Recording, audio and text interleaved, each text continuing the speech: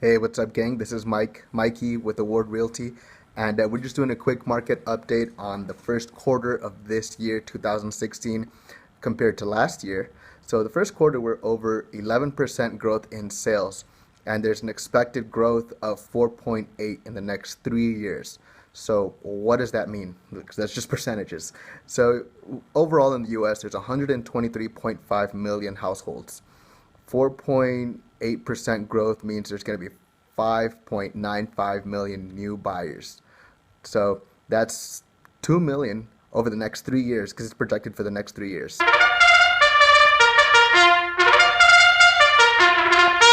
Now, where are these buyers coming from? Let me just check my notes real quick. Okay, cool. So the majority of these buyers are coming from three demographics.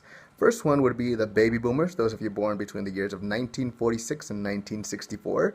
The majority of that generation is coming to a retirement age, or the last of them are coming to a retirement age. And with that being said, they're looking to upgrade their home, sell their home, and maybe downsize or get a bigger one depending on what kind of family size you have and if you host the events.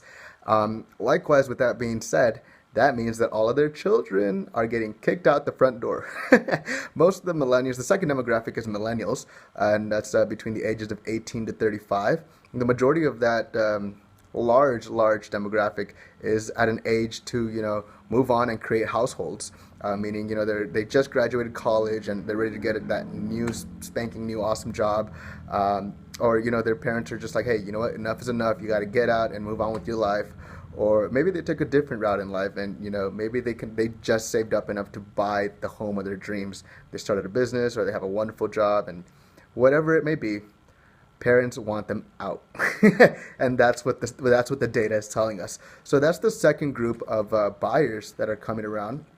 The third group is Hispanics. And Zillow actually did some studies on these. So let's see. Well, first off, us as the millennials, because I'm a millennial as well, have the potential to capitalize 1/3 of all sales in 2016. So let's see, yeah, that's 1/3. Zillow said that out of the millennials, those 18 to 35, 69.7 or 68, I'm sorry, 65.3% believe that buying a home is a major milestone in achieving the American dream. Likewise, they did another study of races, and they stated that 69% of the overall population were Hispanics who agree with that statement that buying a home is a major milestone in achieving the American dream. That's two large demographics.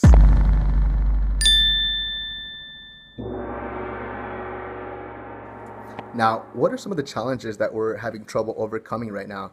The best way I can put this to all of you who own a home is, Bugs Bunny said it best when he went out to seek Michael Jordan and just said, "We need your help." He said it more, loudly than that, his whole face in Michael Jordan's face, but I'm not going to do that. But, we really need your help. There's a large buyer demand, as you can see, and there's not enough inventory. We actually haven't had a stable inventory for the last couple 5 months. So it's definitely a seller's market. We've had an average about 4 months supply when we need about a 6 month supply. And the home prices are definitely appreciating. And actually, on that note, I'd like to discuss something that I get a lot of questions from my clients is, hey, Mike, what's going on with all the prices coming up? Is there another housing bubble myth? Well, no, there isn't. Let's break that down really easy. Back in 2006 and 2008, there was very lenient credit demands in regards to what kind of interest rate and what kind of mortgage you can gain. And with the new TRID laws and it's now approximately 50 days to actually close a home to verify your income and your debt to income ratio and all that good information. There's a lot more inspections and information to turn in to verify and prove that you can support the mortgage you're getting. What happened before was, people were making 42,000, but they were putting that they made 150 just to get the absolute sweet deal on the house of their dreams and get that very low mortgage payment. Unfortunately, the interest rate started catching up, and a lot of these loans were balloon payments, and you can refinance later on, but then you contracted twice on the same home, and then they couldn't afford the end of the balloon payment, so we all crashed. Now, some of you are like, well, where's my equity? I had equity in the past and all of that jazz. Well, I don't want to be a heartbreaker, but you just got to realize that that was pretend equity.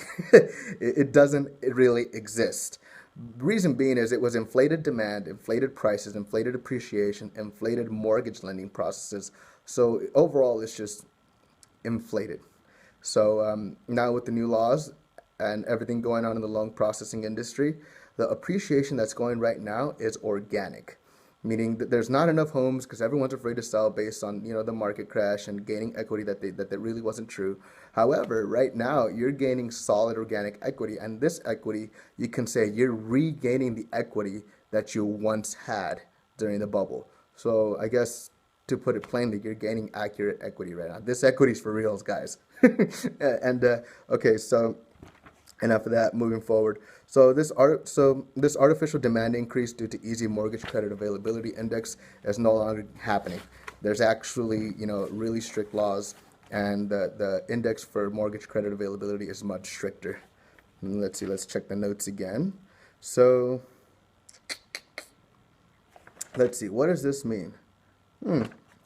For those of you that bought your home in 2006 to 2008 or anytime during the housing bust, there's a lot of cool information out there for you guys. So first off is on average 30% of people that bought during that time believe that they have 20% equity in their home, but the reality is that 74% of those buyers now have sufficient enough equity to sell their home, put down on a new one, and pay their closing costs and upgrade their house. Now, that's phenomenal. I mean, that's a great recovery already, a beginning of a great recovery. And for those of you that actually are buying in January 1st, 2016, at about approximately 250,000, you're looking in the next 4 to 5 years to gain $44,061 of equity, leaving you at about man, I can't do math. 294.61. I'm just kidding. I just had to make sure I didn't have anything else on my notes. So yeah, 294.61. So that's a stabilized, that's a stabilized mortgage payment, as opposed to paying an unstabilized rent, which also is going to be increasing with the appreciation of houses. So in sum, there's a lot of demand out there. Unfortunately, not a lot of buyers got to get the home of the dream because it's not available in the community that they want or at the price point that they want. However, prices are increasing. Sellers are getting equity. We need more listings. Once again, this is Mikey with the Ward Realty, and always speak prosperity, always speak progress, and always speak happiness. Talk to you soon.